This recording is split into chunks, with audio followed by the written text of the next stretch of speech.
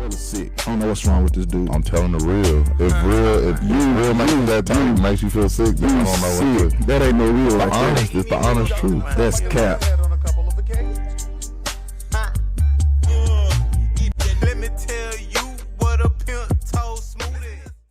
What's going on, everybody, and welcome back to another special edition of the Power Hour with Houff Gill. And we are pleased to be joined by none other than Cordell Roberson. What's going on, Cordell? How you doing, man? Good with it, man. Not much. Yeah, for sure, bro. Appreciate you joining us, man. Oh yeah, ain't no thing. But just go ahead and introduce yourself to everybody who may not know who you are, and just tell everybody some of the accomplishments you've accomplished throughout your time. All right. Well, like I said, my name is Cordell Roberson. I grew up in Jefferson, Texas. I spent half of my life in Dallas, but I ended up moving back to East Texas. So it's almost like couldn't stay away from home almost. But yeah, I played at Jefferson. All 4 years I played basketball, football, ran track. I ended up going to Stephen F. Austin playing football, and so I spent 4 years there, and I ended up getting picked up by Cleveland Browns when undrafted free agent. I played with them a couple games, and then I got released, so I went and played with Carolina. Got released again, and I finished a year out in Buffalo, but. That's pretty much my story from it sums it up from over the years playing sports and just coming up. But now I'm working and just making a living, take care of my family. First off, you're downplaying yourself because you're very much verified on Twitter. Yeah. and that opens up a different avenue. You know, when me and you first started dealing with each other, Mr. Cordell, I'm like, why is it dude that's verified? Like, wait a minute, he is me. Like, what's going on? I really thought you was a coach. Remember all the kids I was sending you at first? Yeah. Yeah, but, you know, so like, what I want to know, I'm going to have to get my questions in because I'm out here in the country in the sticks. So, what was it like? Okay, so I had coaches that tell kids, you can't go pro from a G5 school. You went to a FCS school, lower than G5, and you still just ran off a hell of a resume that you lasted in the league, probably getting a league check right now, chilling. That's why you smiling so good. You know what I'm saying? So what would you speak on to that? Because I'm dealing with young men who might not be going P5, who might have to slip FCS, and they're I'm just gonna get a degree. Nah, bro, you gonna play yourself to the league like Cordell. That's what you gonna do. Yeah. That's the thing too. Like when I was coming out, like Jefferson, we was always running school, and I was a hooper, so I didn't really care about football. So I finally took it serious like my senior year, and like they had no choice but to throw the ball because our line was it wasn't that good. So it was just lob it up and I just go get it. So that was like a late bloomer thing for me. But I had a couple D1 schools looking at me, but they weren't just making a move. So I'm like, okay. But I ended up having SFA, UCA, UL, and ULM.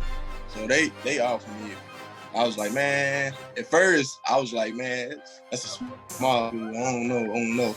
But I had to bring myself back down. Like, it's a free education, and I can make the best out of it. Like, you can't, like, talent, like, it's gonna be seen. It's no matter where you play at. It's like us, we was 2A. So I figured if I was getting seen by these schools, these D1 schools, these D1 AA schools, I can be seen on any level, you know?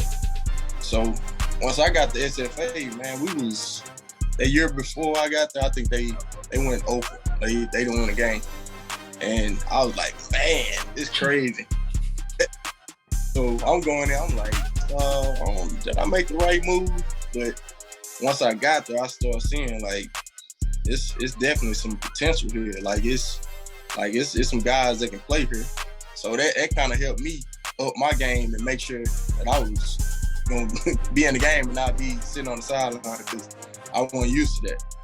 And so I just set out goals and just different things, like on a weekly basis and monthly basis and a yearly basis, so I can reach. Because I knew like I had potential. It didn't matter what school I went to. And so every day I just started attacking it every day. And sophomore year, well, freshman, I ended up being a true freshman. And sophomore year, I was All-American. And I led, if I'm not mistaken, I think I led in touchdowns, like overall. I think I had. Oh, you was getting it for real then? Oh yeah, I wasn't playing. Yeah, so I got a question, Cordell. You look young, bro. Did you play with George Stone? George Stone, but G, he ended up coming after me. I left. Look, he said G. Yeah, I got to tag EST Gee now, man. It was crazy. Like I knew of G. Like I went to a couple games and I seen him play. And one of my young homies, Justice Liggins, he was a receiver. So I go back and I just check on him and watch him. Yeah. But him and G close. It was real tight like that. So that's how I had met him. But we ended up having a CFL tryout together, for Saskatchewan. And then I followed up with him after that. I think he ended up getting signed, like, I think with Winnipeg, if I'm not mistaken. He ended up getting signed, but he didn't go. He went there opposite way with the rapping. Yeah. Oh, yeah. See, I call Elita Island, but I really got the island from EST Gee, so I got to shout him out on that. Hey, did you play in Canada, man? Nah, I didn't go. I signed, but I didn't go. I signed with BC Lions. I didn't want to play for the Lions. That's a notable team up north. Like that's like the Argonauts. You're not playing for the Argonauts or like you just said Saskatchewan, the Winnipeg Bombers or nothing like that. Yeah, it was some crazy stuff, So I didn't go that route. I ended up going to play arena out in LA. I went to play for LA Kiss, and that was all right. Play big boy ball. Big this whole time you be playing. Yeah, so I was just trying to get film so I can go back because I ended up getting hurt. That's why I got released from Buffalo. I ended up getting hurt, and once I came back, they released me after they seen I was healthy. They released me. So my agent, he was just telling me like, man, Dale, you just either go CFL or you just so we can get some film so you can get back in there. Because like I said, I had just got moved up to the 53 roster, and that was the last game of the season. Matter of fact, we played New England, and I was coming into the next season like, man, this is my time now because we didn't have no big receiver. Like I was the biggest receiver. Everybody else was 6'1" and under, like little slot receivers. And so I just knew like it was gonna be my time. And then running the comeback route, came out the thing, my legs just gave out. Just routes on there. So it was just, it was great. So Cordell, I was like Dale. My father-in-law named Dale. I like that. I'm gonna call you Dale. That's all right. I know me and you we gonna get along because I see that barbecue sauce in the bite. You know what I'm saying? Yeah, I see it. Yeah, but so check me out, man. I'm about giving people free game. You know what I'm saying? Yeah. So I'm gonna show this to young men who play wide receiver, who are trying to get where you got or where you're at. You know what I'm saying? They're trying to get verified, literally, and trying to go to the NFL, trying to play in college. They want to sit in the meeting. What's some free game you can give me to give them? Or whether it's work ethic, whether it's to watch out for the leeches or the females or whatever it is. Give me some free game. Man, all of that. Like you gotta sacrifice a lot of stuff, man. Like all that stuff you think cool and all that everybody doing, like you're gonna have to like kind of put that to the side and focus on the goal that you got, like where you actually trying to go. Because there was plenty of times I was at the field working by myself. Like I asked a couple people, y'all want to come to the field? Y'all want to do this? Y'all want to do that? I get to the field, it's just me. So like it's gonna be times like that, and you just gotta focus on like what you after, and just know that you can pick it out. It don't matter where you come from. Like if you work and you just stay prayed up and just keep your goals high. Don't set them low. Don't doubt yourself, because you never know what God got planned for you, because you could take off just like that. All you need is one shot, one opportunity. And it don't matter if it's D3, JUCO, it don't matter. Like, you got eyes, definitely now, like, man, it's so many ways to get seen now with the media and all this. Like, it's the internet, and it's crazy. Like, they got more outlets. Like, back then, like, we didn't have photo. We didn't have all these trainers that they got now. Like, shout outs and how all the coaches like working through different platforms, Twitter, Instagram. Like, we didn't have that coming up. So it was a bit harder, but now, like, man, it's just so easy to get seen. So whatever you do, like, promote yourself like in a positive way and put yourself out there. Don't limit yourself, like, because it's easy to get complacent, and it's just easy to get into some trouble. Like, that's part of the media too. That's a bad thing with that too. But it can also be a good thing if you take advantage of it the right way. All right, this is my last question, Dale. So, like, bro, me and you have talked off camera about training, right? How do you feel about training? How I feel about training. I've asked you to come to the island and do some training, you know what I'm saying? Yeah. A lot of people are out here making a fast buck, you know what I'm saying? And I think that you're so thorough, you might do it for $5, $10, or maybe even do it for free, because you know what kids in East Texas have to go through, right, financially and whatever, home life, all that. So, what's your take on trainers? Like, I don't know what to think about it, you know? Hey, I ain't gonna lie. Like, when I was in college, I worked with D-Rob. Y'all probably know or heard of D-Rob, Coach Rob. Yeah, D-Rob. He's validated for sure. Yeah, He's a good one. Yeah, I was one of the first ones. Me and like Ruben Randall, like our agent, Vincent Taylor. He's from Longview, but he set us up with D-Rob. It's before he got like popular. Like, we were grinding with him, like. D-Rob got a whole bunch of All-Americans every year. D-Rob is a good trainer.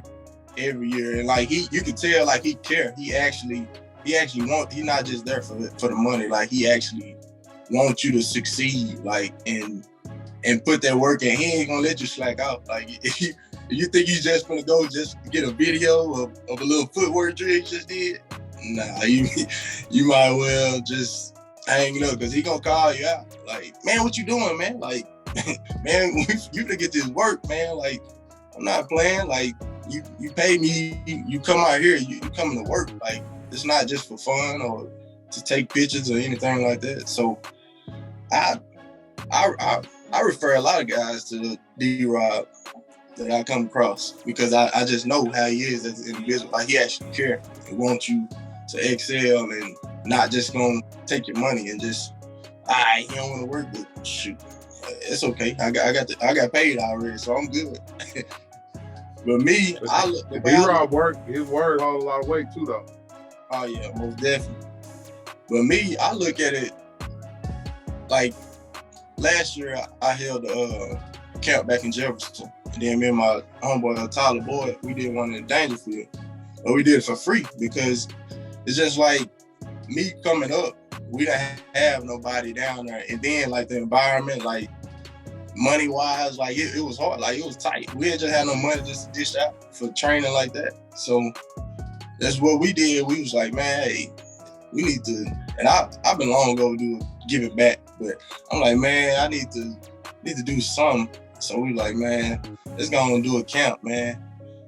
And we did it for free. I got Coach Rob to come down, and it was free. Like, that was me just genuinely like wanting to give back, because I know the circumstances down there, and we don't have that many outlets like that. So I'm not looking to get no money from it. Like, it's just all from the heart, because I'm all about East Texas. That's why I cut with y'all like that. Like, I don't even, like, I've talked to y'all, but I never met y'all in person or anything.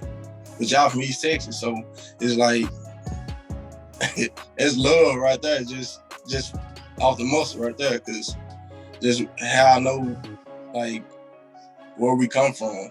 But that's pretty much my take on the training. I don't, because a lot of people, they charge out like outrageous prices, and it's not even that serious, man. You robbing these kids out here, and they and everybody's not gonna make it. That's the crazy thing about it. And the real part of it.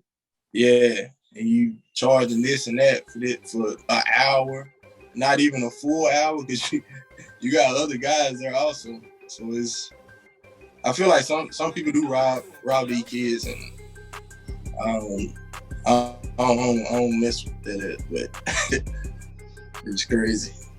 But crazy, man.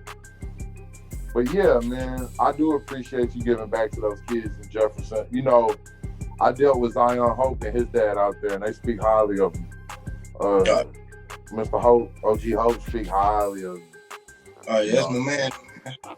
Oh yeah, he good people for sure. And but yeah, man, that's real what you just said, bro. It's you know where we come from.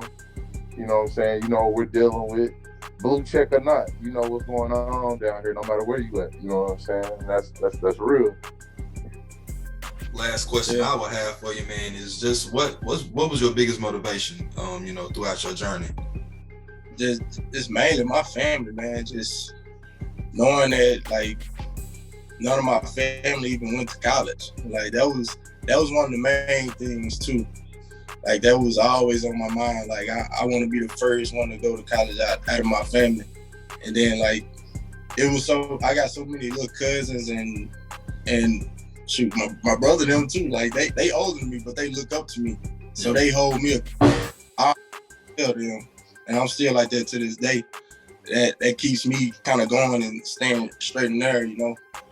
So that was mainly my key thing right there, and just making them proud and just trying to help better their situation also along the way. Sure, that's 100, and that's what it's all about, man. You know what I'm saying? Take care of your family and making sure that, you know, those who matter the most to you are well off. So shout out to you, man, and we sure appreciate you joining us, man. Man, I appreciate you, Dale. Already, man. But take it easy, man. Like I said, appreciate you joining us, man, and we'll lock in again, man. All right, for sure, man. Appreciate y'all having me, man. I appreciate you, Dale. I was